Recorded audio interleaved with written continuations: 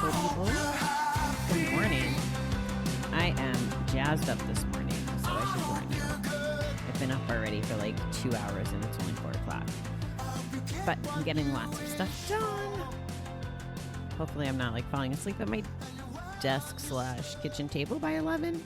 But I don't think so. I think we're going to have a good productive day. All right, let's kick it off. We got a quote by Unknown. Fear knocked at the door. Faith answered. No one was there. Fear invades so much of our lives, spreading like a blanket of heavy fog. Fear wears many masks: doubt, procrastination, alarm, timidity. I don't know that I've ever said that word. Shock and terror. Fear has knocked on the door and we've let it in. To be human and accept our limitations is to accept that we cannot make it without help. When we accept our humanness, we learn that we are truly deserving of the help available from our higher power. Recovery has brought us faith, faith that our higher power will show us a new way to live with confidence in ourselves and our friends in recovery. Faith lights the way and burns off the blanket of fog that once shrouded our lives. Faith is a weapon against fear as fear slowly leaves our lives. Today, may I be open to the power of faith and live in the light. When I first read this, I went straight to the fear part, and I pulled up one of the Blue October. Wow, can't talk. Blue October does have a song called Fear, and there was some lyrics I wanted to call out, and then I think I'll circle back to the faith part in a minute. For me, one of my biggest fears that I didn't even know, it wasn't anything that was like on the surface. If you told me, why don't you want to quit gambling? I would have, said, oh, it's fun, or, oh, I win, or, oh, even if I knew it was a coping mechanism, oh, I don't have to deal with anything when I'm there. And on some level, and now through my journey and learning a little bit more about myself, on some level, there was a fear of, I didn't know how to live a life outside of that. I didn't know how to budget or have money in the bank. I still don't know how to do that really, but I didn't know what that looked like. So I think I was afraid of that and that being different, or being afraid that I couldn't open up or be vulnerable or deal with feelings, because I didn't like feelings for so long. So there's a lot of things that I was afraid of, figuring out who the heck I was. I don't know that I knew who I was because I was always hiding. So here are a couple of the lyrics. All my life been running from a pain in me. A feeling I don't understand is holding me down. That's the first verse. And then the chorus, which I think is beautiful. Today, I don't have to fall apart. I don't have to be afraid. I don't have to let the damage consume me. My shadows see through me. Because fear in itself will reel you in and spit you out over and over again. Believe in yourself and you will walk. So it's just pretty crazy, awesome, true. We don't have to be afraid, and we can pick ourselves up. It's so funny because I didn't really appreciate, like, I would like radio songs or whatever, but the more I learn about this group and the more I get engaged with the music, just the more it speaks to me. And even in his song, he mentions asking for help and talking to God. So there's a higher power element even in the music, which I'm going to tell you a secret. Whether you are a God, a higher power person, whatever. Like Justin says, your higher power could be anything pure. I love that. So he equates it. He says it could be something so pure like a baby being born, or I forgot some of his other examples, but the purest kind of thing that you can experience, you can make that your higher power. If you do that, if you make something your higher power and you put the things you can't deal with in that bucket, turn it over, serenity prayer it up, relinquish it, don't hang on to it. If you release it, then you don't have to deal with it in the way where you're trying to soothe it or numb it or run from it by being at the casino or at the poker table or wherever your gambling adventures were.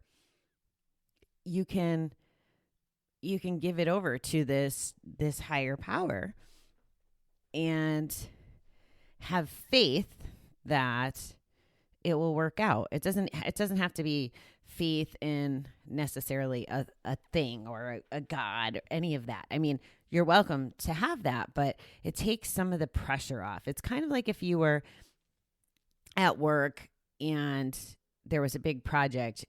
Two of you, in theory, could get to the finish line a whole lot quicker if if you were sharing, if you weren't good at something and you gave that to the person who was strong at it, you could move forward and get through your task list and your work quicker than if you were bogged down by those things you weren't good at, right? We're not necessarily good at dealing with pain or struggles or misery or other people in our life that we want to help or fix, whatever.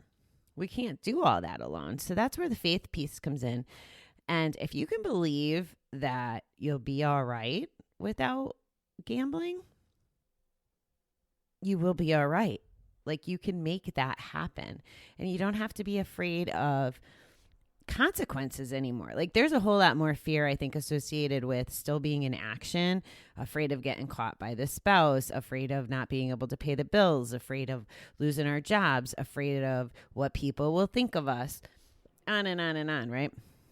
And the fear associated with not betting it can be there. It's just as valid. However, I would much rather be afraid of success or afraid of making a bad decision with my income, like saving for retirement or whatever. Fear of losing people in my life that don't appreciate me unless I was gambling. And I guess that one could relate, I think, a little bit more to, drinking or some of the other addictions.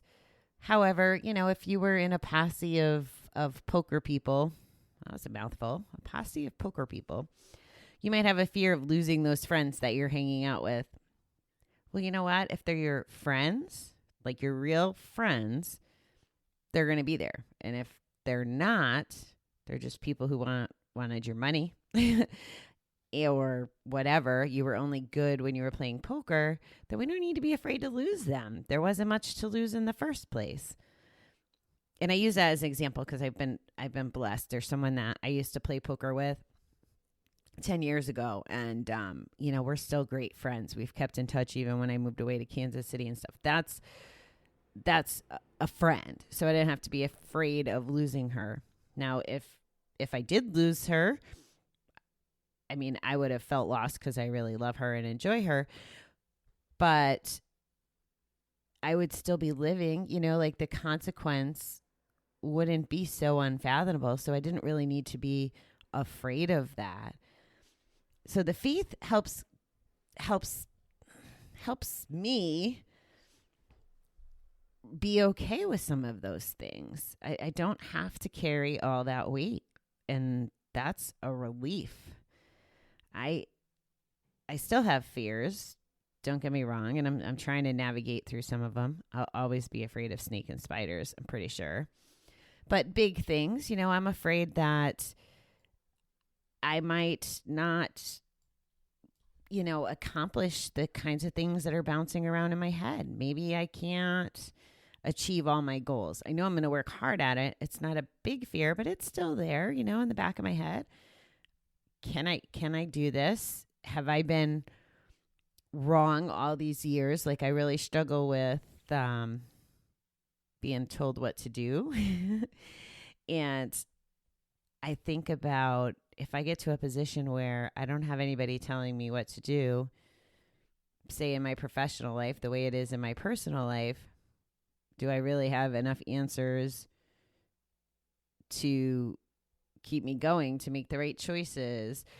That could be overwhelming, right? Just thinking about that on such a level. And then I just sneak in a little faith. Oh, okay. I'm all right. I've already survived the worst of it, I think. I can't imagine. I can't imagine anything within my control, experiencing anything within my control as some of the things I've already dealt with. I'm stronger now. I'm smarter now. So what do I got to be afraid of? You know, I've learned from relationships. I've learned from friendships. I've learned from family. I've learned from work. I've just learned things. And as long as I learned from the bad stuff, the good stuff, whatever, I really don't have anything to be afraid of because it's going to be all right because I'm all right now. I don't know if that makes sense, but if I could be all right after, you know, almost 30 years of gambling, I think I could be all right after just about anything. So that's our Tuesday fun, fear and faith. And guys, if you have not checked out Blue October, like seriously, if that song doesn't just make you have so much fun when you first turn on the podcast, make you want to dance. They have all kinds of music, but not only is it like fun or a lot of cases dark and sad and meaningful, there's just a lot that I think is relatable with feelings. And I think they do a really good job of sharing that with us. And you know, he could be afraid of putting his stuff out there. And he's not. He's being brave. He's actually launching a documentary this week that was 7 years in the making that shows him in his darkest time with the drugs and the drinking. And he's being brave and he's putting it out there to help people. And I'm getting like choked up just thinking about it, how scary that must be. It's him. Like, it's literally footage of him and the people in his life. I've only seen the trailers. I'm signed up for the movie when it comes out on Thursday, but I'm sure you guys are going to hear an earful about that. But he's been so transparent, and where that comes from is his faith that he'll be okay, his faith that his story has meaning, that he is a great father and role model now, and the level of appreciation that he has for his wife and his family and his friends and his band members. It's like, it's the most beautiful thing to watch. Maybe that's why I'm like so obsessed with it. But if I could be half the person that I perceive him to be, you know, like that would be just so amazing. And he just keeps giving back, which is another thing I strive to be able to do as well as him. Okay, sorry. This is not like a Blue October show, but I'm just sharing how it's impacting me, and it's okay to tell you to go listen to music or check things out that might benefit you. All right, I am off to go for a nice bike ride. So I hope you guys have a wonderful day. I'll chat with you tonight.